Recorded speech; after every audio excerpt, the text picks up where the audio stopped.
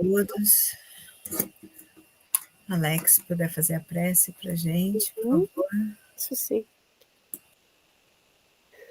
Querido Mestre Jesus, é com muita alegria e gratidão que estamos mais uma vez reunidos em Teu nome, em nome de Deus nosso Pai, na tentativa de aprendermos os ensinamentos e sermos inspirados pelos bons espíritos, né? Através dos textos deixados pelo nosso irmão André Luiz, que muito nos ensinou e continua a nos ensinar. Brilha a tua luz sobre nós, ilumina-nos, dai-nos entendimento do que vamos estudar, que a paz e a harmonia esteja presente entre nós, se faça em nossos corações e mentes. Rogamos a Ti pelos nossos irmãos que não podem estar conosco nesse momento, por qualquer motivo. Também recebam essa paz, essa luz e o amor divino onde quer que estejam. Pedimos aos benfeitores espirituais que nos auxiliem nessa noite, mais uma vez nos inspirando, nos mostrando o caminho do entendimento e nos protegendo. Rogamos a Ti, Jesus, pelos nossos irmãos desencarnados também, que porventura façam parte desse estudo conosco, que estejam ao nosso redor, que também possam ser beneficiados pela Tua luz, recebendo a Tua paz, e que possam também conseguir entender o que nós vamos estudar aqui hoje. Agradecemos por mais uma oportunidade, pela ajuda que os benfeitores gentilmente nos dão, e que assim prossigamos, tenhamos força para perseverar nesses estudos semanalmente, e que possamos nunca nos distanciarmos deles, possamos sempre fazer uso do aprendizado, desses ensinamentos, em nossas vidas diárias, nas situações que possam surgir. Sê conosco hoje e sempre, Senhor Jesus. E assim pedimos permissão para iniciarmos esse estudo, sob a Tua guia e a Tua direção. Que assim seja.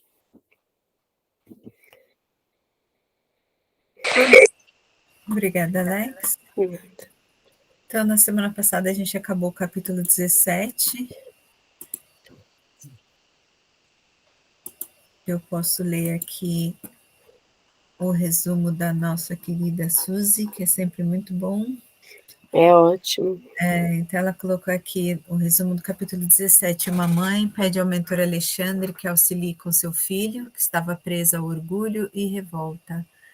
Ela sentia a responsabilidade de ter induzido o filho ao sacerdócio pela sua tendência filosófica natural, e ele se agradou com a posição de privilégio e vaidade, prejudicando seu progresso espiritual. No umbral, em um templo similar às igrejas, ele foi encontrado e, com a ajuda do amigo Necésio, que também havia passado por equívocos no sacerdócio, assessorado espiritualmente pela equipe em vibração mais elevada, a qual Marinho não podia ver. Necésio o conduziu ao grupo mediúnico, onde a médium Otávia deu passagem e houve oportunidade de doutrinação. Foi um encontro de trabalho bastante complexo. Para que Marinho se convencesse com mais força, os cooperadores da espiritualidade manipularam os fluidos e forças recolhidos na sala, emanados pelos presentes, e materializaram a mãe para a visão dele. Ele, a vendo, se emocionou muito e foi tocado pelas suas palavras de força, fé e coragem, mostrando a ele um renovado caminho. Além de Marinho, mais 4 entidades receberam benefícios através do magnetismo captado e manipulado, em todos os casos, com o objetivo de tornar algo visível aos seus olhos. E assim, evidenciando fatos e situações, suas resistências perderam forças e o auxílio se tornou possível. Todos beneficiaram com o aprendizado do dia. Então, esse foi o resumo do capítulo 7, que a Suzy mandou para a gente. E hoje a gente começa o capítulo 8, que eu vou colocar aqui. o dom.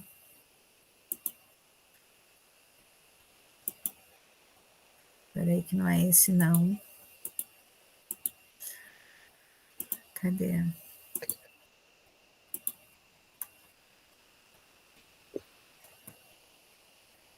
Aí, conseguem ver? Vou aumentar um pouquinho. Tá bom assim, né? Então, o capítulo 18 vai ser sobre a obsessão. Quem gostaria de ler para a gente? Eu posso ler, se quiser. Por favor. Obsessão.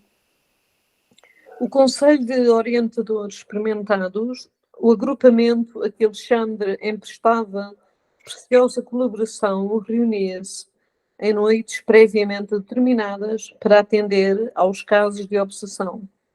Era necessário reduzir tanto quanto possível a heterogeneidade vibratória do ambiente, o que compeliu a direção da casa a limitar o número de encarnados nos serviços de benefício espiritual. Semelhante capítulo de nossas atividades impressionava-me fortemente, razão porque, depois de obter a permissão de Alexandre para acompanhá-lo ao trabalho, interroguei-o com a curiosidade de sempre. Todo obsidiado é um médium na aceitação legítima do termo. O instrutor, interessante isto, todo o obsidiado é um médium na aceitação legítima do termo. O instrutor sorriu e considerou. Médiuns, meu amigo, inclusive nós outros, os desencarnados, todos os fomos, em vista de sermos intermediários do bem que procede de mais alto, quando nos elevamos ou portadores. Onde é que estamos, então? Ou portadores, quando é que foi? Ou portadores do mal colhido nas zonas inferiores, quando caímos em desequilíbrio. O obsidiado, porém, acima de médio de energias perturbadas, é quase sempre um enfermo, representando uma legião de doentes invisíveis ao olhar humano. Por isso mesmo, constitui, em todas as circunstâncias, um caso especial, exigindo muita atenção, prudência e carinho. Lembrando as conversações ouvidas entre os companheiros encarnados, cooperadores, assíduos, dos rostos de Alexandre e outros instrutores, acrescentei. Pelo que me diz, compreendo as dificuldades que envolvem os problemas alusivos à cura. Entretanto, recordo-me do otimismo com que nossos amigos comentam a posição dos obsidiados que serão trazidos a tratamento. O generoso mentor fixou um sorriso paternal e observou. Eles, por enquanto, não podem ver senão o ato presente do drama multissecular de cada um. Não ponderam que obsidiado e obsessor são duas almas a chegarem de muito longe, extremamente ligadas nas perturbações que lhes são peculiares. Nossos irmãos, na carne, procedem acertadamente entregando-se ao trabalho com alegria, porque de todo esforço nobre resulta um bem que fica indestrutível na esfera espiritual. No entanto, deveriam ser comedidos nas promessas de melhoras imediatas no campo físico e, de modo algum, deveriam formular julgamento prematuro em cada caso, porquanto é muito difícil identificar a verdadeira vítima com a visão circunscrita do corpo terrestre. Depois de pequena pausa, continuou. Também observei o exagerado otimismo dos companheiros, vendo que alguns deles, mais levianos, chegavam a fazer promessas formais de cura às famílias dos enfermos. Claro que são enormes os benefícios a serem colhidos pelos doentes, todavia, se devemos estimar o bom ânimo, cumpre-nos desaprovar o entusiasmo desequilibrado e sem rumo. Já conheço todos os casos, indaguei. Todos, respondeu Alexandre sem hesitar. Dos 5 que constituirão o motivo da próxima reunião, apenas uma jovem revela possibilidades de melhoras mais ou menos rápidas. Os demais comparecerão simplesmente para socorro, evitando o agravo nas provas necessárias. Considerando muito interessante a menção especial que se fazia, perguntei: gozará a jovem de proteção diferente? O instrutor sorriu e esclareceu: Não se trata de proteção, mas de esforço próprio. O obsidiado, além de enfermo, representante de outros enfermos, o obsidiado, além de enfermo, representante de outros enfermos, quase sempre é também uma criatura repleta de torturantes problemas espirituais. Se lhes falta vontade firme para a autoeducação, para a disciplina de si mesma, é quase certo que prolongará sua condição dolorosa além da morte. Que aconteça a um homem diferente ao governo do próprio lar. Indubitavelmente será assediado por 1001 questões no curso de cada dia e acabará vencido, convertendo-se em joguete das circunstâncias. Imagina agora Imagina agora que esse homem indiferente esteja cercado de inimigos que ele mesmo criou, adversários que lhe espreitam os menores gestos tomados de sinistros propósitos, na maioria das vezes. Se não desperta para as realidades da situação, empunhando as armas da resistência e valendo-se do auxílio exterior que lhe é prestado pelos amigos, é razoável que permaneça esmagado. Esta a definição da maior percentagem dos casos espirituais de que estamos tratando. Não representa, porém, a característica exclusiva das obsessões de ordem geral. Existem igualmente os processos laboriosos de resgate em que depois onde é que eu estou? Em que depois de obrigado, em que depois de afastados os elementos da perturbação e da sombra, preservaram as situações expiatórias. Em todos os acontecimentos dessa espécie, porém, não se pode prescindir da adesão dos interessados diretos na cura. Se o obsidiado está satisfeito na posição de desequilíbrio, há que esperar o término de sua cegueira, a redução da rebelia que lhe é própria, ou o afastamento da ignorância que lhe oculta a compreensão da verdade. Ante obstáculos dessa natureza, embora sejamos chamados com fervor por aqueles que amam particularmente os enfermos, nada podemos fazer, se não semear o bem para a colheita do futuro, sem qualquer expectativa de proveito imediato. O instrutor imprimiu um ligeiro intervalo à conversação e, porque visse minha necessidade de esclarecimento, prosseguiu. A jovem a que me referi está procurando a restauração. Hélia, peraí só um das pouquinho. Eu não forças. sei se alguém quer comentar alguma coisa antes da gente continuar. Tá tudo bem por aqui até agora? Ok. Então, pode As continuar. forças psíquicas por si mesma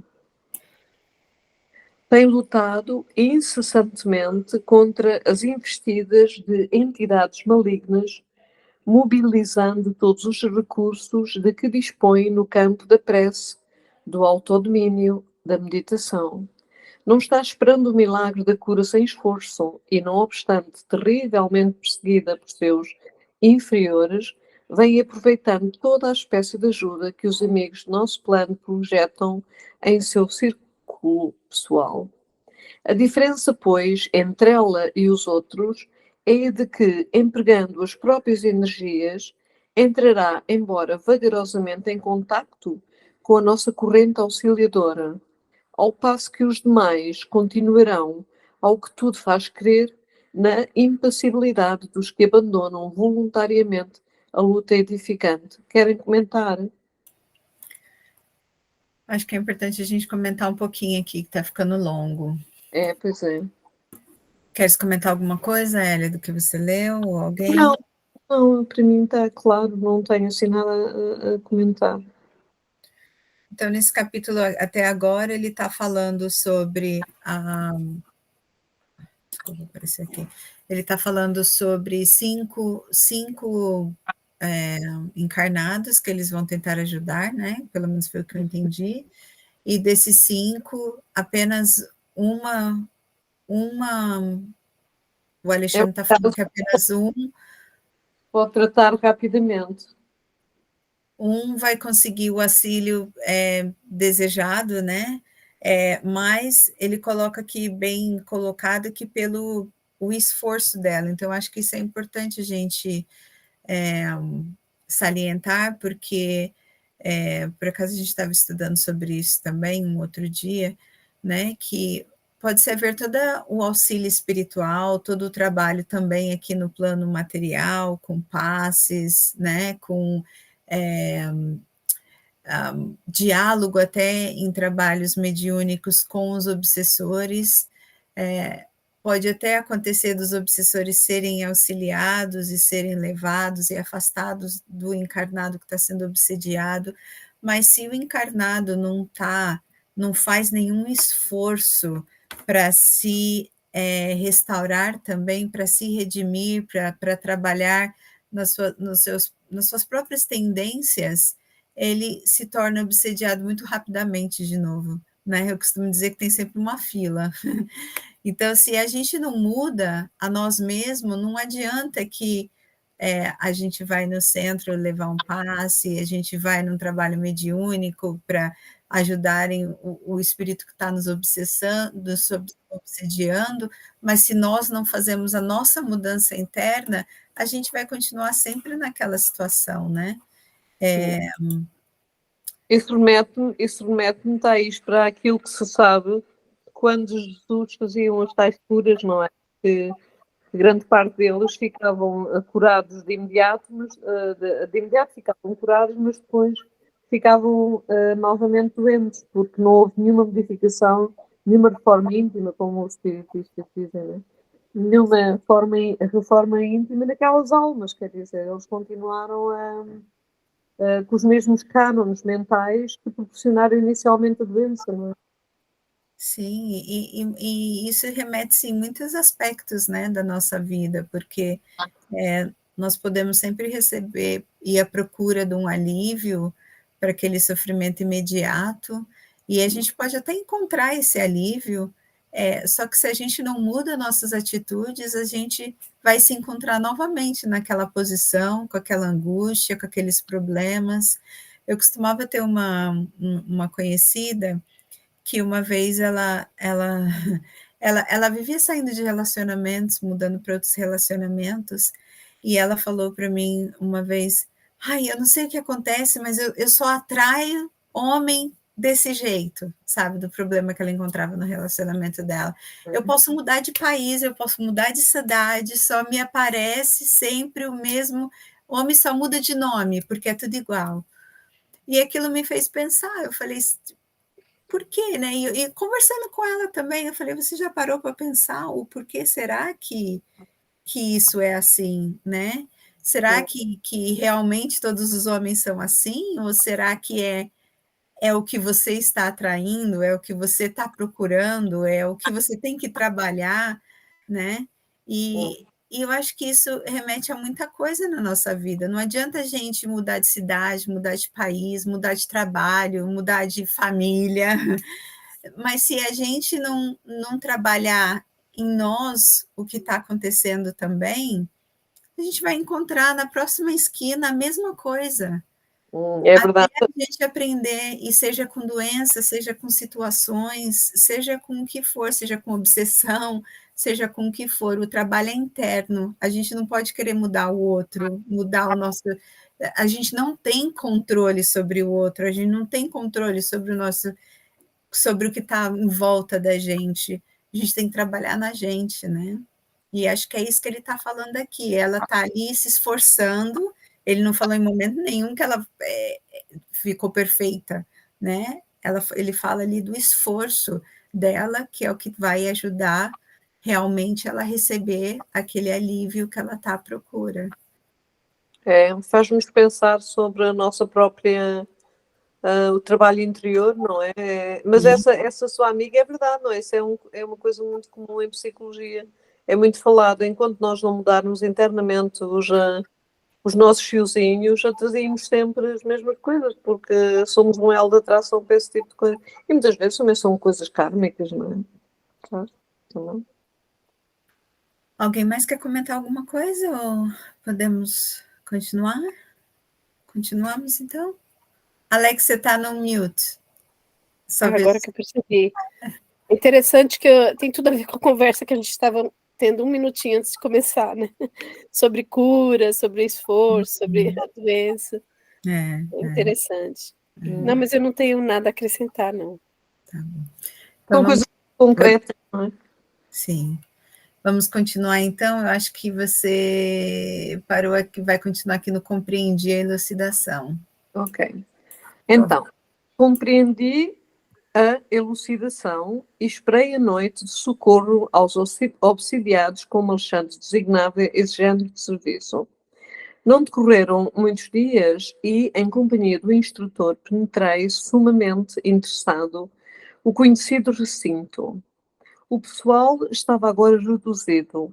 Em derredor da mesa, reuniam-se tão somente 2 médiuns, seus irmãos experimentados no conhecimento e prática de problemas espirituais, e os obsidiados em tratamento.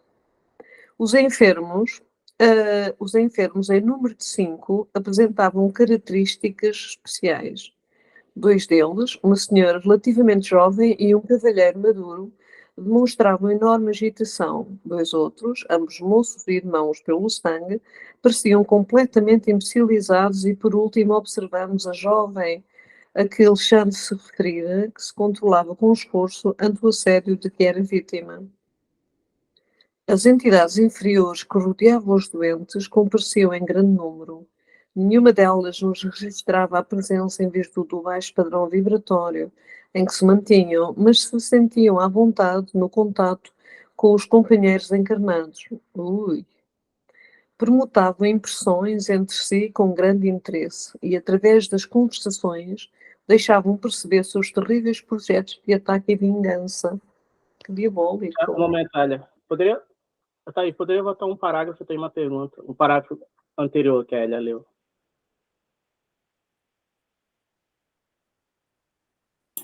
Oi, esse aqui? Deve Sobre ser a mesa do médium, dos médiums. Sobre a Ele mesa? fala que tem 2 médiums, que há 2 médiums. Acho que é aqui, né? Aqui, ó. 2 médiuns e 6 irmãos. Então, aqui, ó. O conhecido recinto, o pessoal estava agora reduzido. Em derredor da mesa reuniu-se tão somente 2 médiums e 6 irmãos experimentados. Na reunião mediúnica não é essa quantidade, geralmente? É mais que isso? Eu acho que não tem uma regra, né?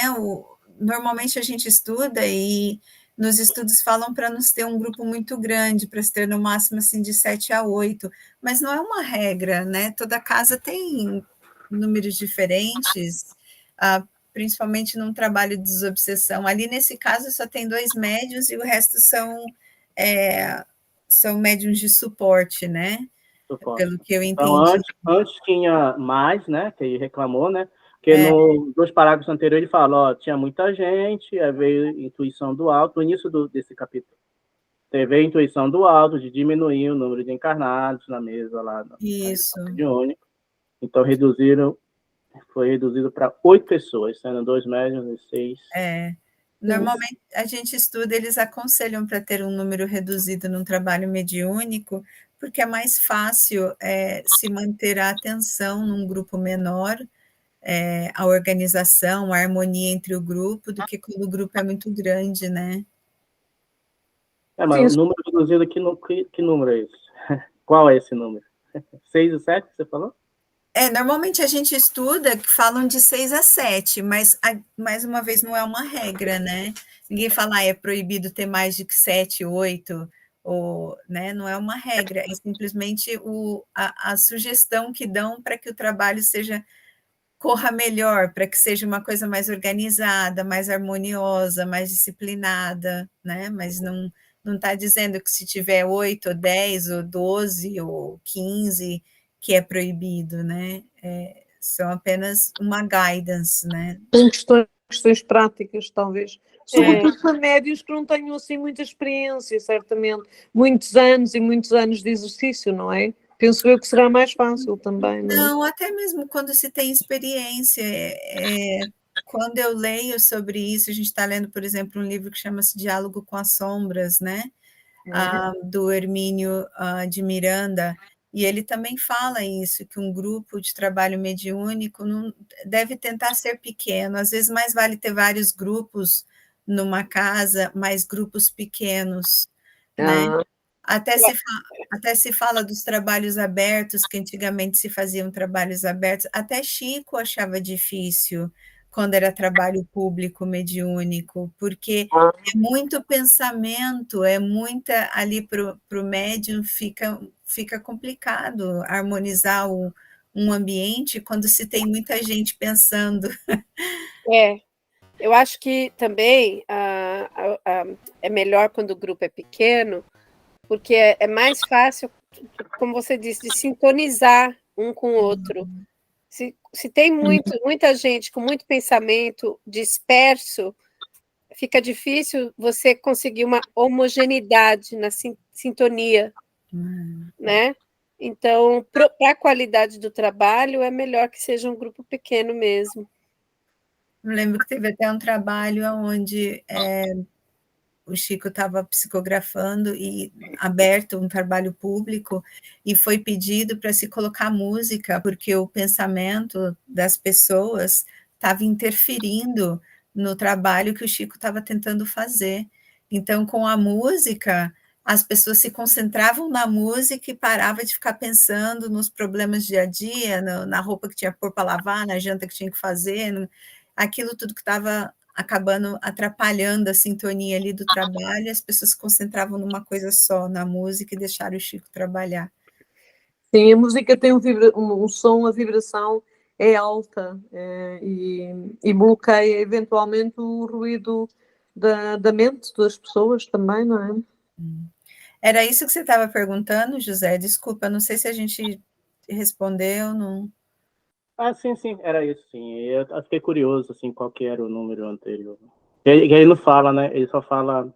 Eles reduziram, né? No parágrafo anterior, fala que eles iam reduzir, para essa reunião especificamente, eles iam reduzir o número de irmãos. Foi o que a gente leu antes. Acho que é aqui, né? Seguir eles. Sim. Segui-lhes atentamente a movimentação quando fui surpreendido com a chegada de 2 amigos do nosso plano, para os quais olharam os obsessores com certo receio. São nossos intérpretes junto das entidades perseguidoras, exclamou Alexandre, elucidante. Em virtude da condição em que se encontram, podem ser percebidos por elas e manter estreita ligação conosco ao mesmo tempo. Assinalando a serenidade com que sorriam para nós, sem partilharem de entendimento direto com os instrumentos de nossa esfera ali presentes, ouvi o meu orientador explicar. Já se encontram de posse as instruções precisas aos trabalhos da noite. As criaturas desencarnadas que se congregam ali em dolorosa perturbação retificaram, de algum modo, a linguagem que lhes era própria ao avistarem os 2 missionários. Verifiquei pela modificação a vida que ambos eram já conhecidos de todos, todas aqui. Um dos obsessores, evidentemente cruel, falou em tom discreto a um dos companheiros. Estão chegando os pregadores. Oxalá não nos venham com maiores exigências. Não sei o que desejam estes ministros, respondeu o interlocutor, algo irónico, porque afinal de contas, conselho e água dão-se a quem pede. Parece-me que convidaram os da mesa a cansar-nos até ao esquecimento de nossos propósitos de fazer justiça pelas próprias mãos. Palavras o vento leva, aduziu o outro. A essa altura, os novos amigos entravam em palestra com as entidades da sombra. Um deles dirigiu-se a uma senhora desencarnada em tristes condições, que se ligava a um dos obsidiados em posição de idiotia e falou-lhe bondoso. Com que então, minha irmã? Parece melhorada, mais forte. Ainda bem. Ela explodiu. Só fazer aqui um comentário, Hélio, muito rápido, porque eu achei extremamente importante aqui. É uma linha só, mas é isso aqui, ó. Palavras o vento leva. Né? Então, tá aqui os obsediadores, os obsessores, conversando um com o outro, né? E tá um ali na ironia, falando, lá vem esses, né? Vim querer dar sermão. E o Olá. outro, muito sabiamente, fala ali, olha, palavra o vento leva, ou seja, deixa ele falar, porque ninguém está se modificando aqui, é só da boca para fora. Então, a eles aquilo não afetava nada, porque não tinha aquela mudança interior que a gente estava falando antes, né? Porque o que adianta a gente decorar o evangelho todo, sabe? Dar palestras e palestras, ser muito bom. Tem muita gente que é muito bom na fala e lembra números de questões do Evangelho segundo o do Evangelho segundo o Espiritismo, né? Não do Evangelho, desculpa, do Livro dos Espíritos, e frases, isso e aquilo, e muitas vezes a gente também está a falar coisas, mas a gente não vive aquilo. Então, ele coloca bem claro, ele, palavra o vento leva, a nós não vai incomodar isso em nada, deixa eles falar, entendeu? Porque a gente vai continuar aqui com o nosso trabalho, porque não tem aquela mudança interna, não tem aquela fé viva que faz a gente se redimir.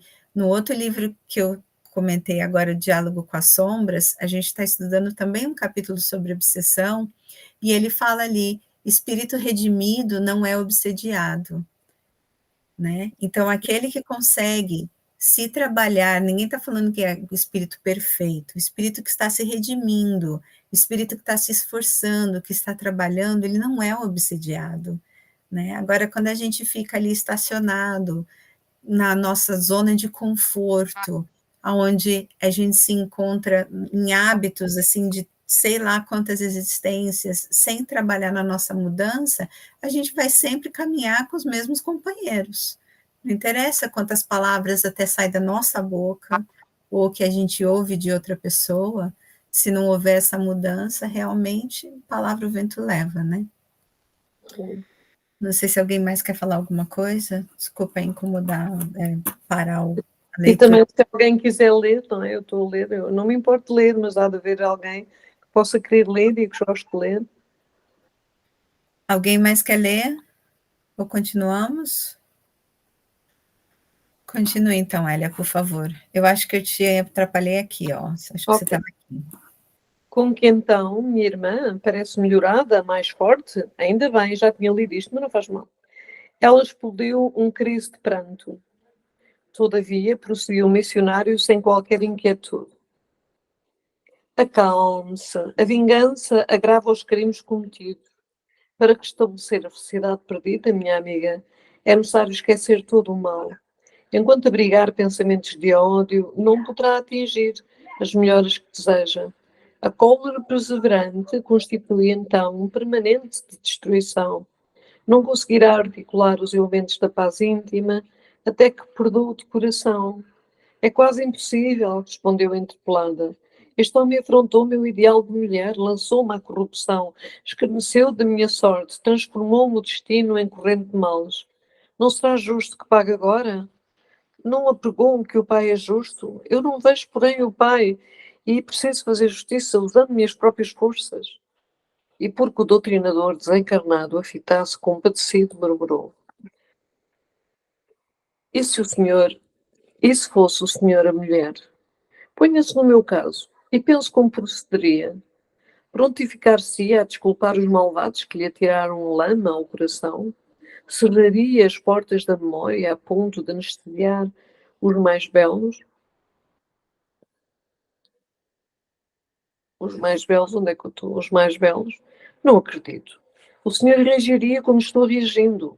Há condições para perdoar e as condições que eu imponho na qualidade de vítima são as de que o meu verdugo experimente também o sarcasmo da sorte. Ele infelicitou-me e voltou ao mundo. Preparou-se para uma vida regalada de considerações sociais. Titulou-se para conquistar a estima alheia. E o que me deve? Também eu, noutro tempo, não era digna de respeito geral. Não me candidataram a uma existência laboriosa e honesta com o firme propósito de servir a Deus. Acompanhava a discussão com forte interesse, admirando o individualismo que caracteriza cada criatura, ainda mesmo além da morte do corpo. O intérprete de nossa esfera, contemplando-a sem irritação, observou. Todas as suas considerações, minha amiga, são aparentemente muito respeitáveis. Todavia, em todos os desastres que nos ocorram, devemos examinar serenamente a percentagem de nossa coparticipação. Apenas em situações raríssimas poderíamos exigir, de facto, o título de vítimas. Na maioria dos acontecimentos dessa natureza, porém, temos a nossa parte de culpa. Não podemos evitar que a ave de rapina cruze os ares sobre a nossa fronte, mas podemos impedir que faça ninho em nossa cabeça. Nesse ponto, a interlocutora, parecendo melindrada, acentuou asperamente. Suas palavras são filhas da pregação religiosa. Mas eu estou à procura da justiça, e com um riso irónico terminava. Aliás, da justiça pregoada por Jesus. O missionário não se exaltou ante o sarcasmo do gesto que acompanhou a observação ingrata e disse-lhe bondoso: a justiça. Quantos crimes se praticam no mundo em seu nome? Quantos homens e mulheres que, procurando fazer justiça sobre si mesmos, nada mais fazem que incentivar a tirania do eu? Refere-se a irmão ao Divino Mestre. Que espécie de justiça reclamou o Senhor para ele quando vergava sobre a cruz? Nesse sentido, minha irmã, o Cristo nos deixou normas de que não devemos esquecer. O Mestre mantinha-se vigilante em todos os atos, alusivos à justiça para os outros. Defendeu os interesses espirituais da coletividade até à suprema renunciação. Entretanto, quando surgiu a ocasião do seu julgamento, guardou silêncio e conformação até ao fim. Naturalmente, não desejou mestres com semelhante atitude desconsiderar o serviço sagrado dos juízes retos no mundo carnal, mas preferiu adotá-la, estabelecendo o padrão de prudência para todos os discípulos de seu Evangelho nas mais diferentes situações. Ao se tratar de interesses alheios, minha irmã, devemos ser rápidos na justificação legítima. Entretanto, quando os assuntos difíceis e dolorosos nos envolvem o eu, convém moderar todos os impulsos de fé e de indicação. Nem sempre... Onde é que eu estou? Nem sempre a nossa visão incompleta nos deixa perceber a altura da dívida que nos é própria. E, na dúvida, é lícita a abstenção. Acredita que Jesus tivesse algum débito para merecer a sentença condenatória. Ele conhecia o crime que se praticava, possuía sólidas razões para reclamar o socorro das leis. No entanto, preferiu silenciar e passar, esperando-nos no campo da compreensão legítima. É que o Mestre, acima do olho por olho das antigas disposições da lei, ensinou amai-vos uns aos outros, praticando-o invariavelmente.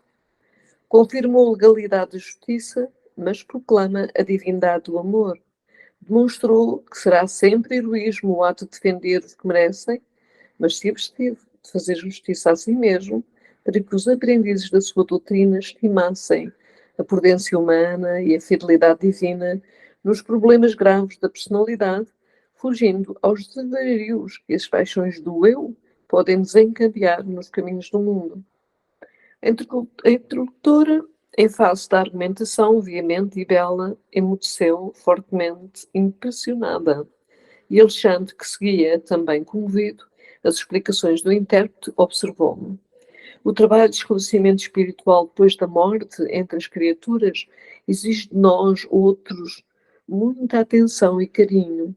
É preciso saber semear na terra abandonada dos corações desiludidos que se afastam da crosta sob tempestades de ódio e angústia desconhecida. Diz o livro sagrado que no princípio era o Verbo. Também aqui, diante do caos desolado dos espíritos infelizes, é necessário utilizar o Verbo no princípio da verdadeira iluminação. Não podemos criar sem amor, e somente quando nos preparamos devidamente edificaremos com êxito para a vida eterna. É lindo isto, não é? Silenciar. É muito bonito, realmente, e muito profundo, de uma sabedoria ali. É maravilhosa. Silenciando, queres dizer alguma coisa? Sim, eu ia dizer, para se manter sereno diante do ataque que ela estava, né, tentando instigar ali, a ironia até tentando fazer ali a justiça, clamando ali o nome de Jesus, e o que ele falou realmente deixaria qualquer um naquela situação sem palavras, né? E ele falou sem aquele ar de, olha, eu sei, é assim, assim, assado. Falou com muito, com aquela inteligência moral que a gente fala, com aquela sabedoria moral, né? Mas com conhecimento ao mesmo tempo, Com isto remete conhecimento, com para a carinho necessidade também. de pensamentos profundos e também para o conhecimento, não é? Da doutrina, efetivamente, não é? Porque só uma pessoa com conhecimento também de como, neste caso particular, de como Jesus procedeu e toda a espiritualidade profunda que sempre o caracterizou, não é? O conhecimento é importante nestas coisas, não é? Sim. E a amorosidade, em momento nenhum que ele falou ali, soou como um ataque, não soou como humilhação a ela também, né? Então... Isto é muito lindo, não é? O que não acontece muitas vezes quando nós estamos a discutir ideias diferentes e pôr-nos na... Às vezes há assim uma agressão, não é? Uma espécie de luta entre eus, não é? De quem tem razão ou não, que é uma coisa que me incomoda muito, mas às vezes acontece. Nós ainda caímos muito nisso, né? Tem numa das revistas espíritas, Kardec, acho que foi logo no começo, ele fala que a revista espírita, ele estava escrevendo aquela revista para que fosse discutida, não disputada. Né?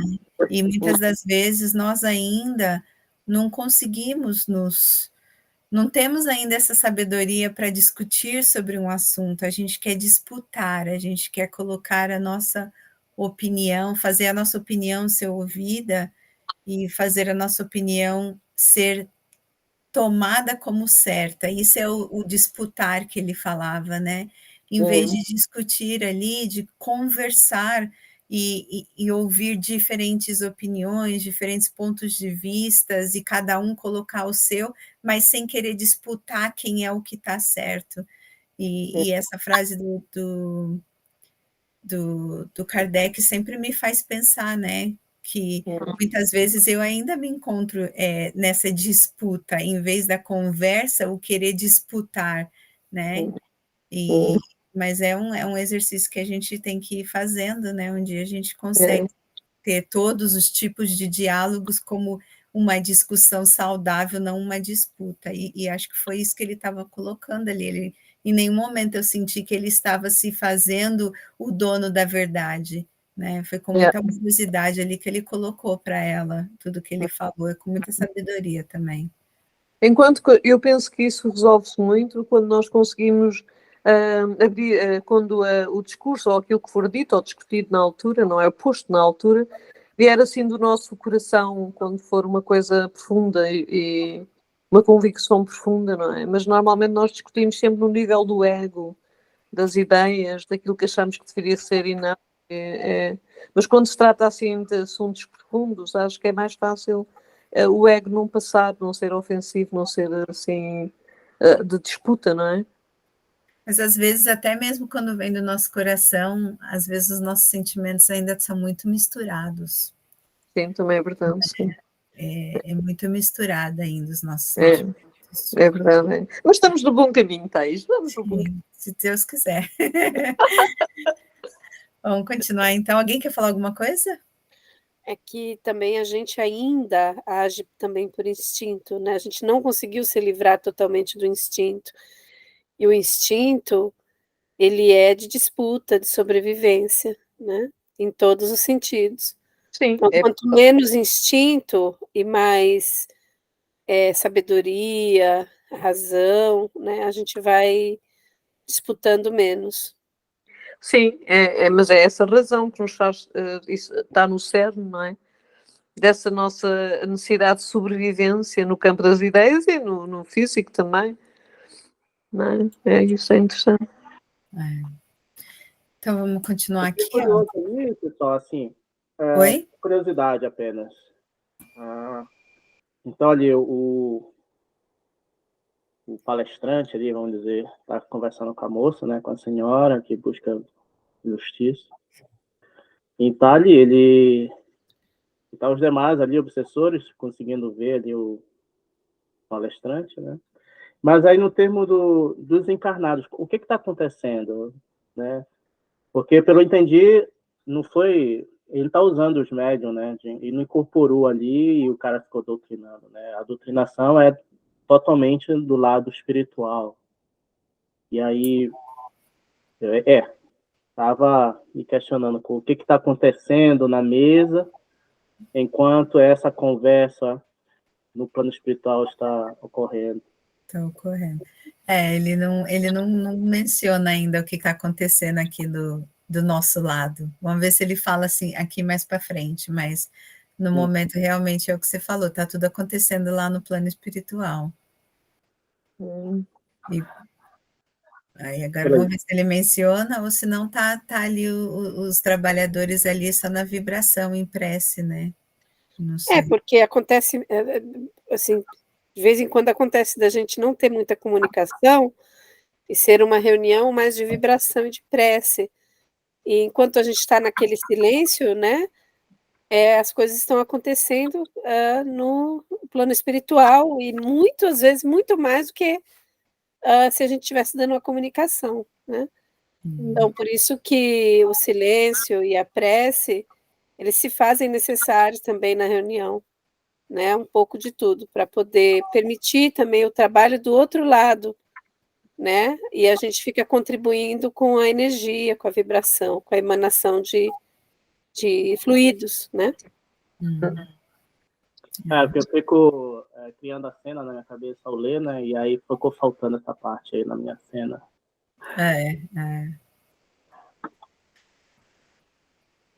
Quer continuar, Elia? Ou alguém mais quer continuar lendo? Se as pessoas não quiserem, eu continuo, não me importa. Então pode continuar, por favor. Acho que a gente também não tem muito mais tempo. Vamos só ver aqui essa parte. Vamos lá, então. Por favor.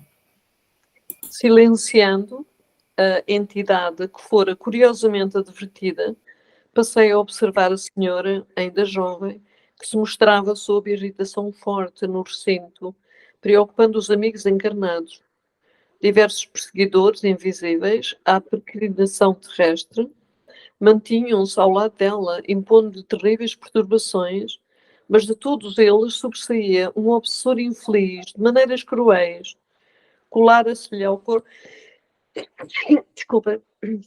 Colara-se-lhe ao corpo, em toda a sua extensão, oh meu Deus, que coisa, que cola, dominando-lhe todos os centros de energia orgânica. Oh dia! Identificava a luta da vítima que buscava resistir quase inutilmente. Desculpem.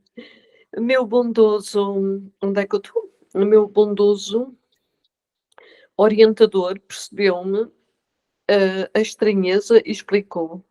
Este André representa um caso de possessão completa. E porque aquela sombra, aquela coisa estava colada, não é? No outro. Que impressão. Este André representa... Desculpa, queres dizer alguma coisa, Alex? Não. Este André representa um caso de possessão completa. E dirigindo-se ao intérprete que argumentava momentos antes, recomendou-lhe estabelecer ligeiro diálogo com o perseguidor temível para que o ajuizasse quanto ao assunto. Sentindo-se tocado pela destra carinhosa do nosso companheiro, o infortunado gritou: não venha ensinar o caminho do céu. Conheço minha situação e ninguém pode deter o meu braço vingador.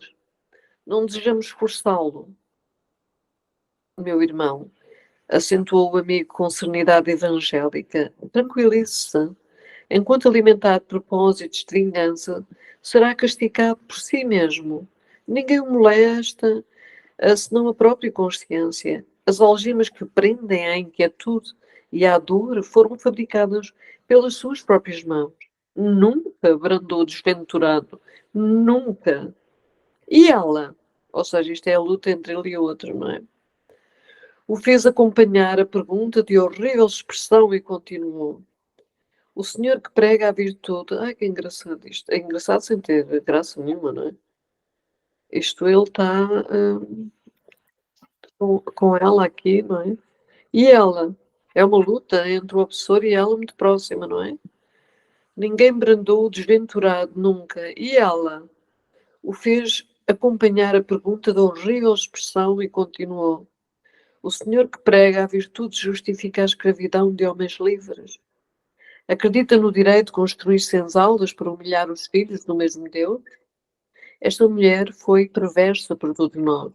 Além do meu discurso vingador, vibram de ódio outros corações que não a deixam descansar. Persegui-la-emos onde for. Esboçou um gesto sinistro e prosseguiu. Por simples capricho, ela vendeu minha esposa e meus filhos. Não é justo que sofra até que nos restitua? Será crível que Jesus, o Salvador por excelência, aplaudisse o cativeiro? O nosso intérprete, muito calmo, obtemperou. O mestre não aprovaria a escravidão. Contudo, meu amigo, recomendou-nos o perdão recíproco, sem o qual nunca nos desenvencilharemos do cipoal de nossas faltas. Qual de nós, antigos hóspedes da carne, conseguirá exibir um passado sem crimes? Neste momento, seus olhos revelam a culpa de uma irmã infeliz. Sua alma, entretanto, meu irmão, permanece desvairada pelo furacão da revolta. Sua memória está consequentemente desequilibrada e ainda não pode reapossar-se das lembranças totais que lhe dizem respeito. Não lhe sendo possível recordar o pretérito com exatidão, não seria mais razoável esperar, em seu caso, pelo justo juiz? Como julgar e executar alguém pelas próprias mãos se ainda não pode avaliar a extensão dos seus próprios débitos? O revoltado parecia chocar-se ante os argumentos ouvidos, mas, longe de capitular em sua posição de perseguidor, respondeu asperamente. Para os mais fracos, suas observações serão valiosas. Não para mim, porém. Conheço as subtilezas dos pregadores de sua esfera. Não abandonarei meus propósitos. Minha situação não se resolverá com simples palavras. Nosso companheiro, compreendendo o endurecimento do antagonista e apiedando-se-lhe da ignorância, continuou em tom fraterno. Não se trata de subtileza e sim de um bom senso. Aliás, não desejo retirar-lhe as razões de natureza individualista. Mesmo, porém, vigorosos laços unem-lhe a influenciação à mente da vítima. Entretanto, apelo para os sentimentos nobres que ainda vibram em seu coração, fazendo-lhe reconhecer que, sem as desculpas recíprocas, não liquidaremos os nossos débitos. Em geral, o credor exige é cego. Não, onde é que eu estou? Em geral, o credor exigente é cego para com os próprios compromissos.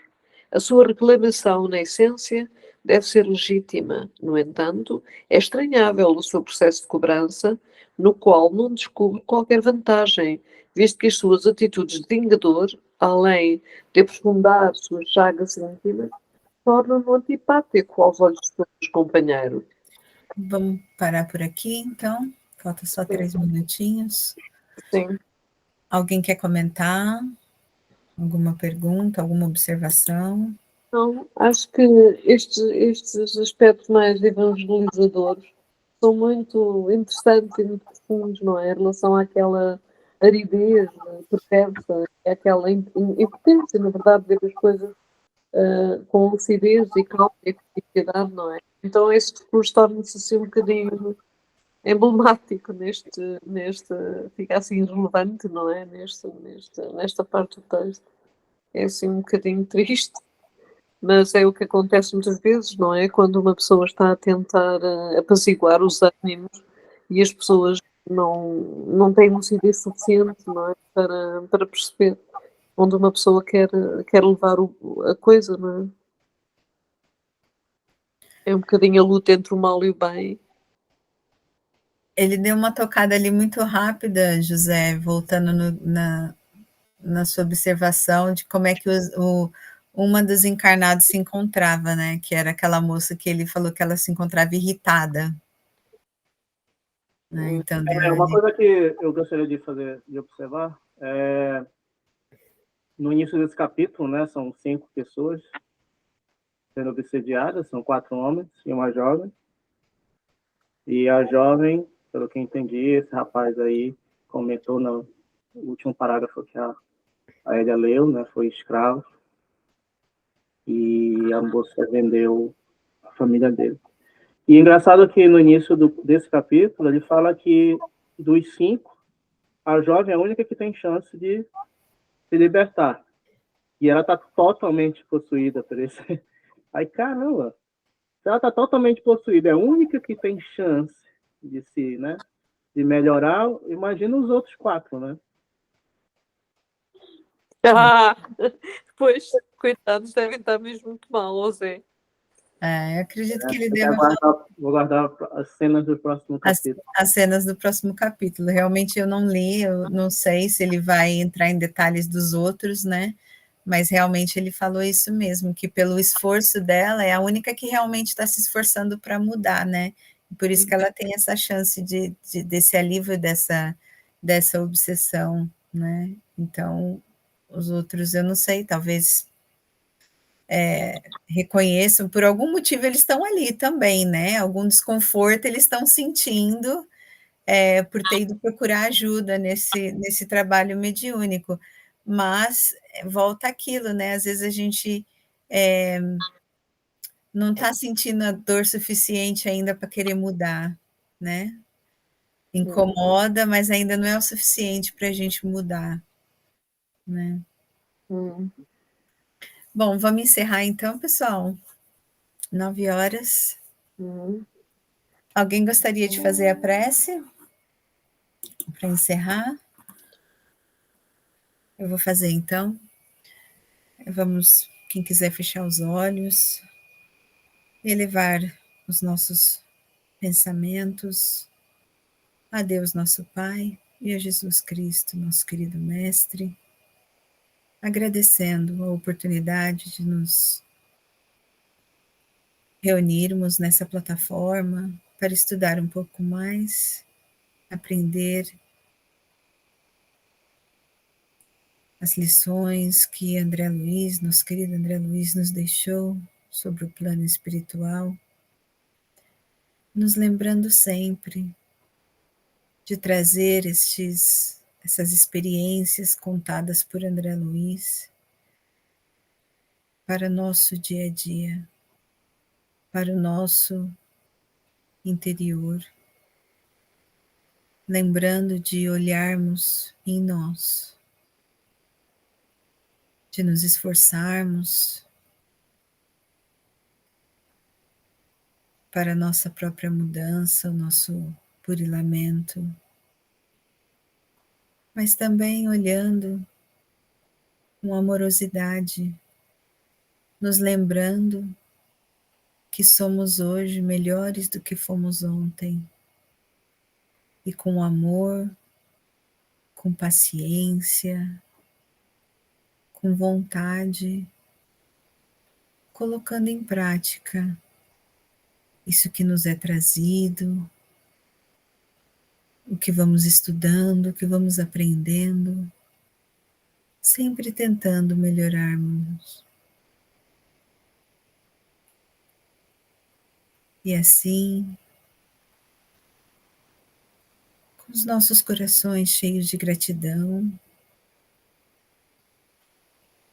que roguemos pelos nossos irmãos que se encontram com os corações aflitos, seja neste plano, encarnados, ou sejam já de volta a casa, que eles possam receber as nossas vibrações de amor,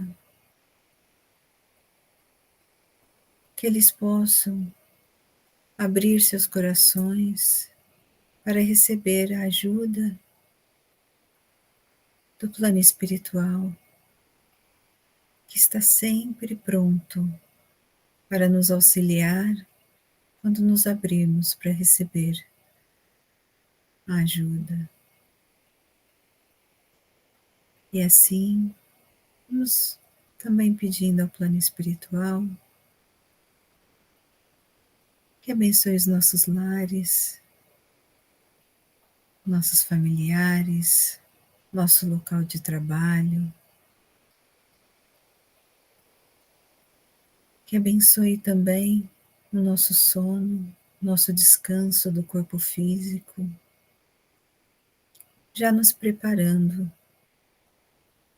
para o desdobramento e que possamos todos sermos levados ao trabalho útil ou a educandários onde possamos aprender mais.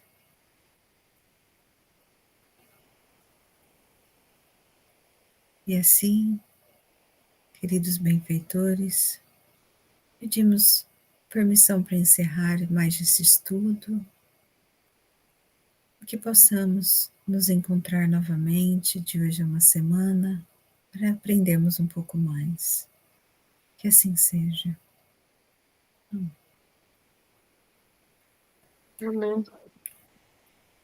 Vou parar aqui a gravação. Muito obrigada, todo mundo.